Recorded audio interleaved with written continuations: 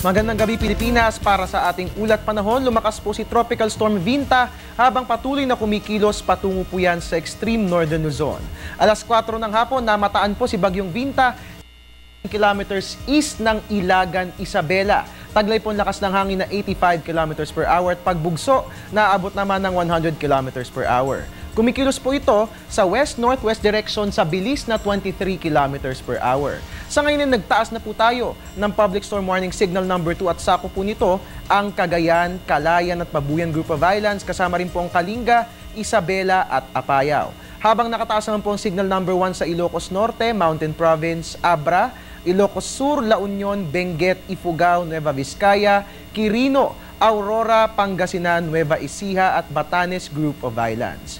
Ang mga nabanggit na lugar ay makararanas ng masungit na panahon bukas, bisperas ng undas. Pero dito naman sa Metro Manila at ganoon din po sa titirang bahagi ng ating bansa, wala pong dapat alalahanin dahil hindi tayo direktang maaapektuhan ng bagyo. Ayon kay Pag-asa Weather Forecaster Chris Perez, masyado pong malayo itong radius ni Bagyong Vinta para makaapekto po dito sa atin sa Metro Manila at ganoon din sa titirang bahagi ng ating bansa. Pero ganoon pa man, para sa mga dadalaw sa sementeryo bukas, asahan po natin ng light to moderate rain showers at thunderstorms kung kaya't bukod sa mga bulaklak at kandila, ay bitbitin din po natin ang ating mga payong. Samantala sa press conference na ginanap kanina dito sa Pag-asa, na bukas ng hapon ay inaasahang maglalandfall si Bagyong Vinta sa Cagayan. So sa mga kababayan po natin dyan sa nabanggit na lugar, paghandaan po natin ang masungit na panahon. Pagkatapos nga po itong tumama sa kalupaan, magtutuloy-tuloy ang pagkilos nito palayo sa bansa at inaasahang by Friday afternoon ay tuluyan na po itong makalalabas ng Philippine Area of Responsibility. At yan nga po muna ang latest hinggil kay Bagyong Vinta.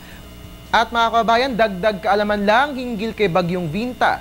Ang nasabing bagyo nga po, ang ika-22 bagyo para sa taong 2013 at ang ikalima naman para sa buwan ng Oktubre. Kung mapapansin mga kababayan, ay lumagpas na po tayo sa average na bilang ng mga sa taong ito. At malapit na nga pong maubos ang listahan ng mga pangalan para sa mga bagyo for this year. Pero ayon sa Pag-asa, kung sakali mang lumagpas tayo sa mga nakalaang bilang sa pangalan ng mga bagyo, meron po tayong auxiliary list kung saan meron po tayong mapagkukunan ng pangalan sa mga susunod pang bagyo.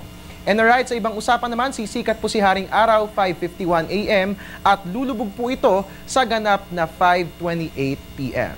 At mga kababayan, yan po muna ang latest mula rito sa Pag-asa DOST. Manatiling nakatutok dito lamang po yan sa Panahon TV Express dahil mga kababayan, mamayang alas 8, ihahatid po natin ang special weather forecast ng Pag-asa para sa undas. Pero for the meantime, please like our Facebook page or you can also follow us on Twitter for our real-time weather updates and you can also visit our website www.panahon.tv.